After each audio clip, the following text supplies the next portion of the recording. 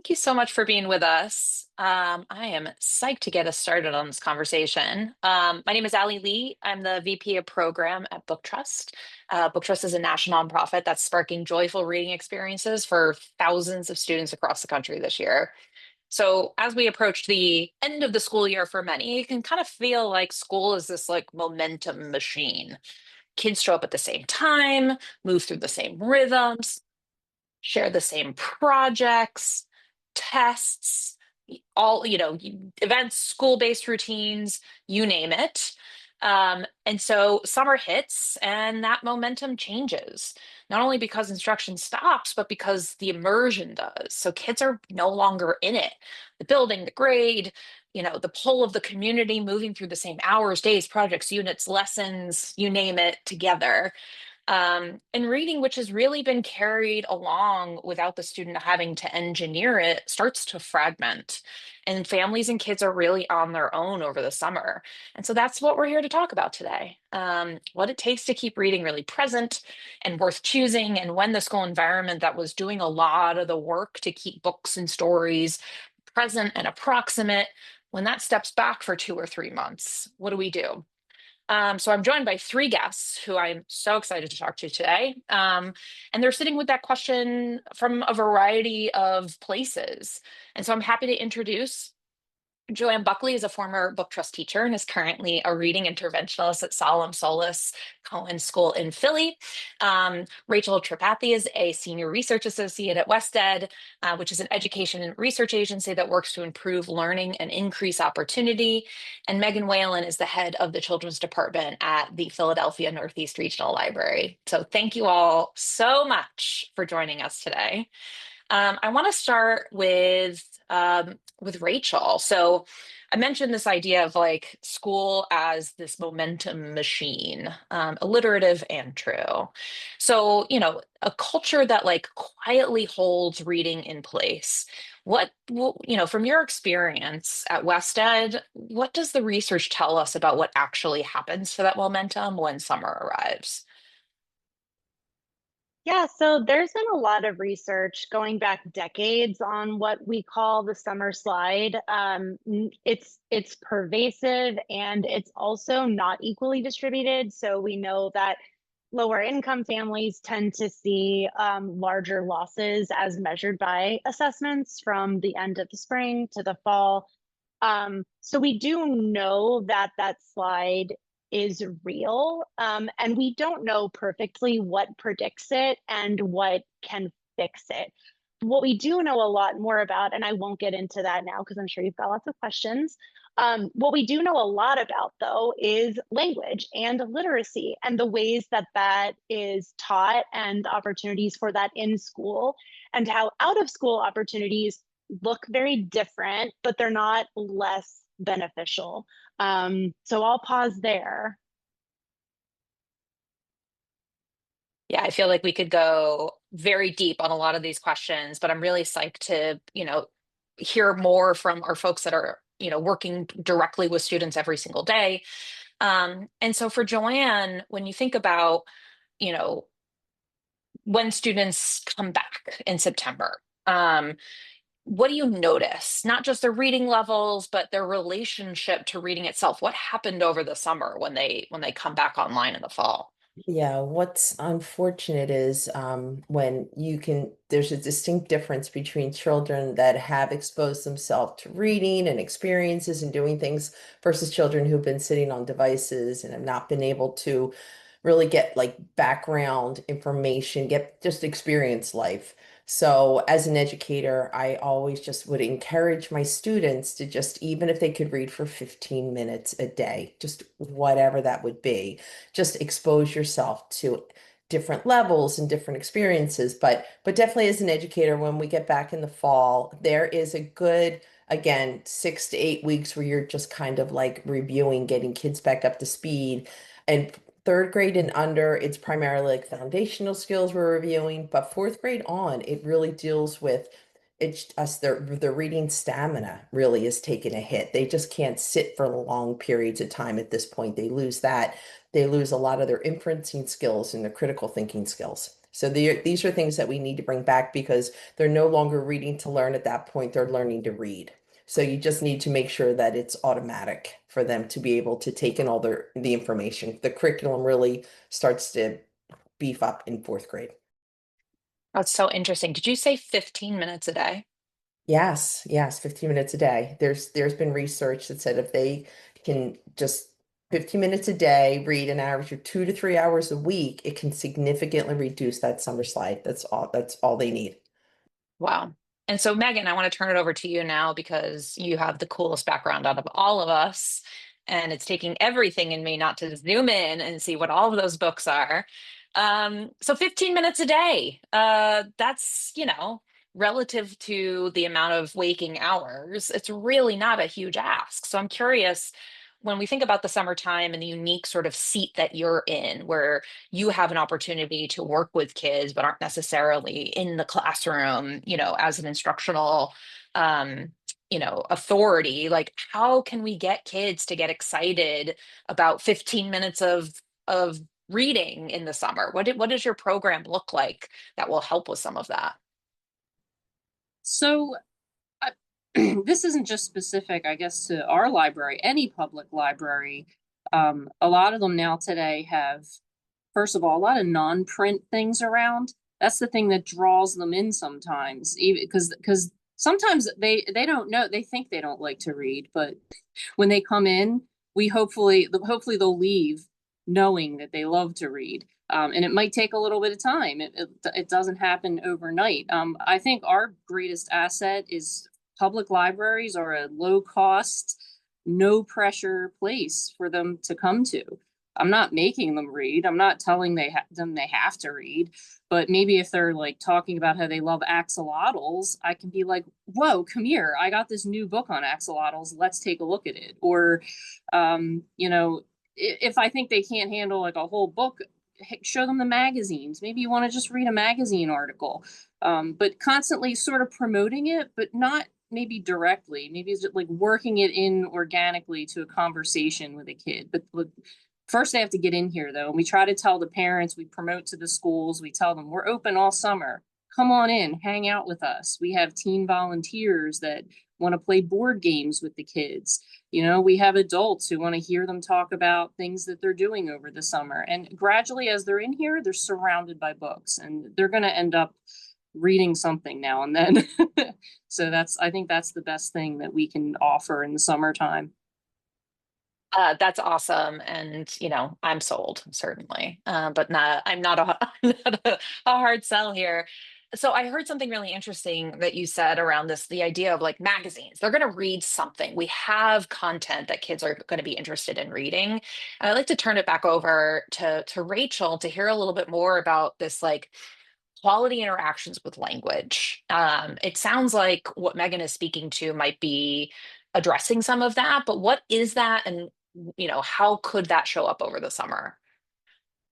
Yeah, definitely. So, like, literacy is a part of language. When we talk about language, we're talking about reading, writing, speaking, and listening. And I'm not at all about to say that reading is not a critical piece of that. I have a first grader who is not the most enthusiastic reader. So what we want to do is really leverage the whole linguistic environment to activate the things that students are interested and their community. When kids think about summer, they think about freedom and their friends. Don't take that away from them. If they're not that excited to start reading right away, find other entry points via language that can bring them into reading. Because as Joanne said, they do need that 15 minutes a day of reading. That is critical. They need to be reading. They need to be using their eyes and their brain in that way. But if they can draw on their local institutions like their libraries, their community like their friends, and activating other linguistic assets to engage them in reading, that is really where we'll see that persistent effort that builds stamina. So like one example that if you have kids, if you have friends with kids, you may know about is Dog Man. Dog Man has movies in the theater. Dog Man has stuffies. There are kids walking around my neighborhood selling comic books that they have written because they want to be comic book writers. So if we can activate these other linguistic elements, Get your kids writing their own comic books, writing their own stories. Get a group together, open up your house, go to the park and set out paper. Invite all the kids in your neighborhood, invite your kids' best friends, have them write their own comics, write their own stories, have them talk to each other about what they've written. We can really activate writing, listening, speaking, in addition to reading, to engage students' interests and like bring them into that language environment. Do you have a follow-up question, Rachel, about what is the going rate for a comic book that is self-published by a child these days? They were trying to get $20 and I gave them 5. So, and I feel That's like they got the better end of that deal, but that's incredible. Must be good content then. Joanne, I'll turn it over to you now. We've heard a little bit about, high interest content, whether it's magazines or even student created content that they're sharing amongst themselves or selling at a premium. What else have you experienced? What else do you recommend to families as resources for engaging kids over the summer? Well, in the Philadelphia area, there are a number of free resources that offer reading. Like I know Megan is amazing. Fortunately, the regional library is 3 blocks from our school, so I recommend that throughout the year. They offer free homework help, multi-language. They offer computers. They offer movies. They offer all sorts of things. So the library is a given, and our children all automatically get library cards, and Megan makes sure that everything happens, that our kids have full access. But on top of that, I know that there's a lot of digital things that are offered too. I know something called the digital one is a digital reading is fundamental, RIF, and there's also a Scholastic home-based summer zone, and that's strictly all free online things for kids who aren't able to, possibly, they're in the house, they don't have, access to go other places. But we're really fortunate in Philadelphia. We also have Treehouse Books and Philly Bookshelf and Book Smile. So there's multiple options for kids to hopefully get their hands on some type of literature, either digitally or a real book. It's awesome. Shout out to all the local book access organizations. We've definitely made connections with many of them through our work, our partnership work with Read by Fourth and the Free Library Philadelphia. It's just such an amazing community of literacy advocates in Philly. What a lucky region. And so, Megan, I'm curious from your perspective. We heard a little bit about what um, some of the stuff that happens organically at the library. Do you guys have specific programming that you think is, you know, particularly interesting to kids? What do you see them gravitate towards in the summer as students are showing up at the library? So every summer we have a summer program. At one point it was Vacation Reading Club. For a long time it was Summer of Wonder. This summer it's Summer Quest. So they're going on a quest, and anybody can come in starting next week, and they pick up it's like a map game board of Philadelphia, and other libraries outside the city have similar things where you can like track your reading progress. So we have that we give out. At this location, we'll track the progress ourselves and assign stickers, and we have little weekly prizes to motivate the kids to read. But in conjunction with that, like here at our location, we have a partnership with the Museum of the American Revolution. So they'll come out and do free programs, and then they take kids who sign up on a free bus trip to the museum at some point.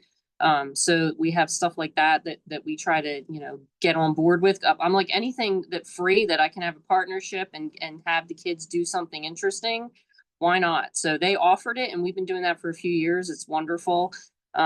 We have staff here that do book clubs for kids, so they can join a book club. We have Lego club and Play-Doh club, so that's for maybe younger kids. And always we accompany everything with a display of different types of books, so that there's always something there around them that you're building Lego. Hey, there's a Lego city book. Maybe I'll check that out today. So we have all different kinds of things in the summer that they can do here at almost every day. And on the days that there's nothing to do, I like to take on at least 25 teen volunteers. I love that this isn't a team department, but they come join us in the summer and they're role models for our kids. They help them play board games. They help them read the directions if they don't know how to play it. They just do all kinds of things. They'll talk to them about books. They'll sit and read with them.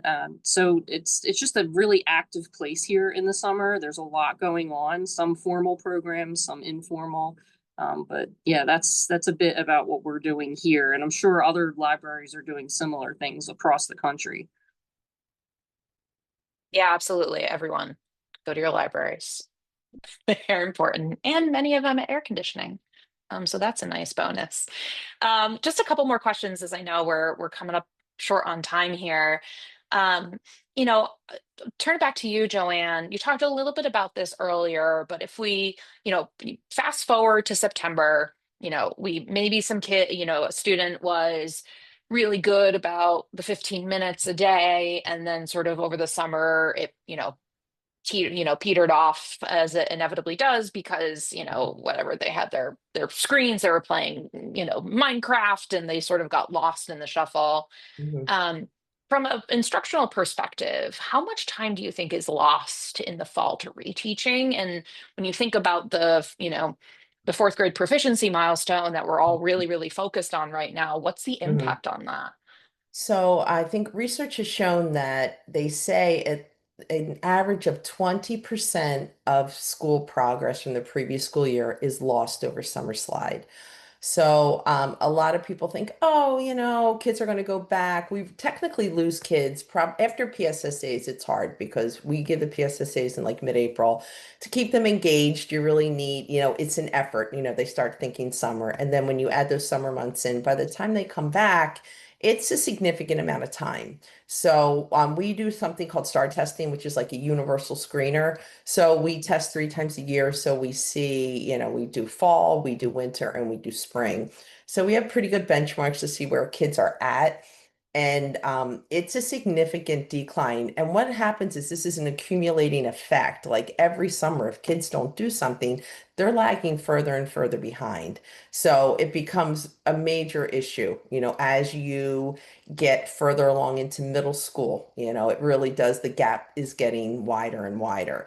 So like I said, initially when kids are younger, it's just foundational skills, decoding that becomes the issue, where once you hit after fourth grade on, it really is more, it's comprehension, it's the big things, it's their stamina, they're losing, they can't focus.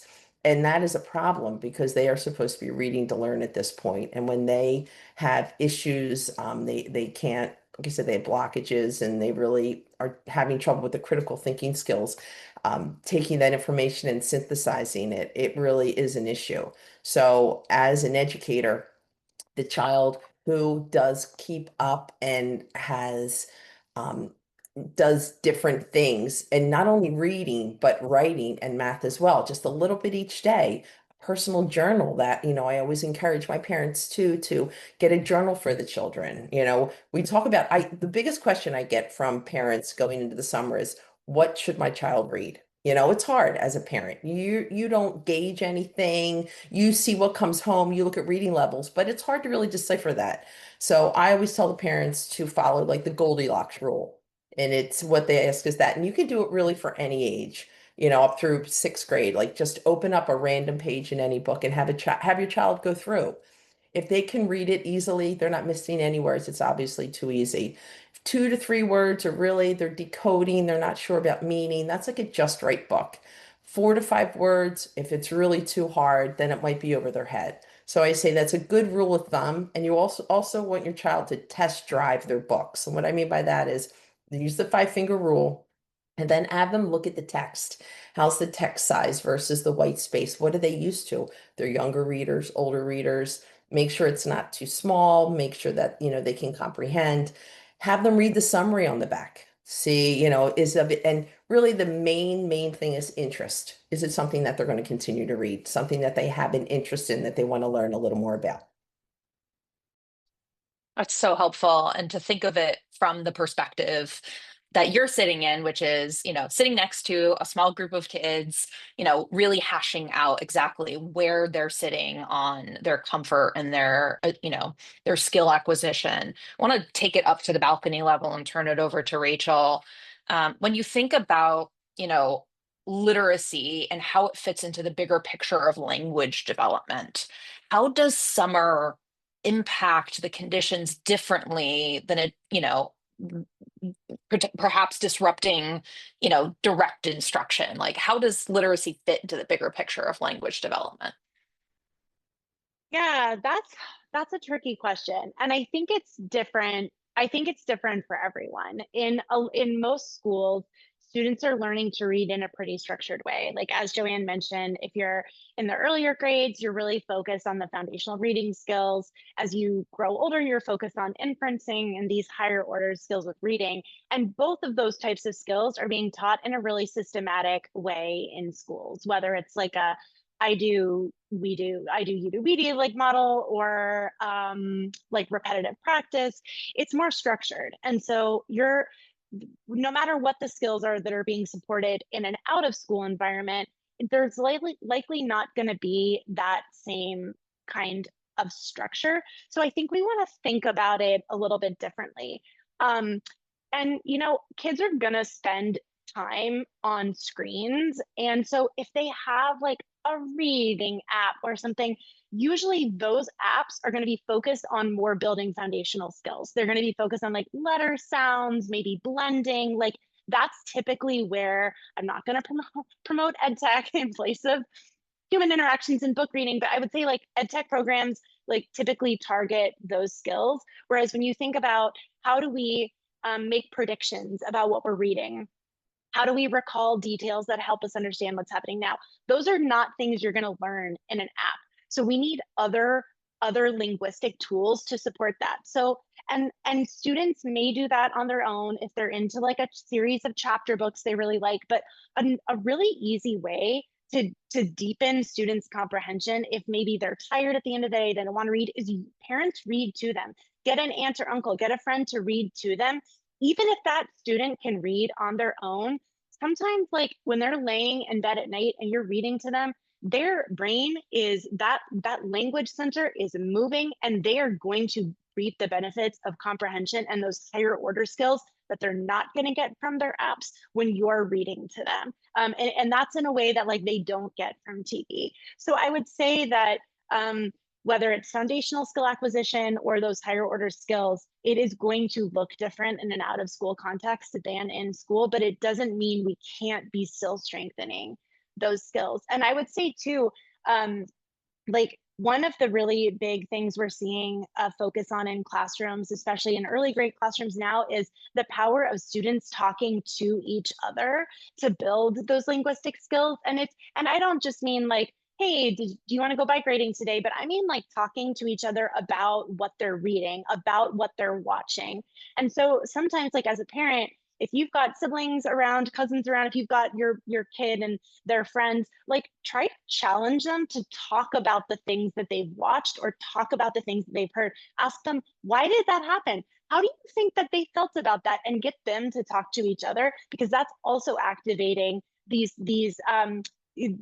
discourse between peers that's really important for comprehension.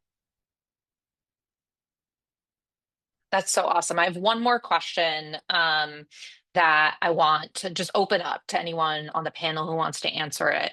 Well, we've heard the concept of screens come up a lot, right? And I think that that's very top of mind for many of the adults that are working with children on building literacy skills and developing that sort of organic love of reading. When you think about, what's competing for their time and how we are really, get students excited about the experience of reading and cracking into a book. What advice would you offer parents or other educators or other folks doing and thinking about this work that will help to find a way in for students and get them excited about reading such that they might make a different choice over the summer? And anyone can jump in.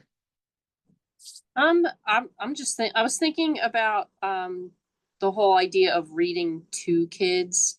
And And it brought back memories of my own with my own kids. I read to my kids until they were in like 8th grade.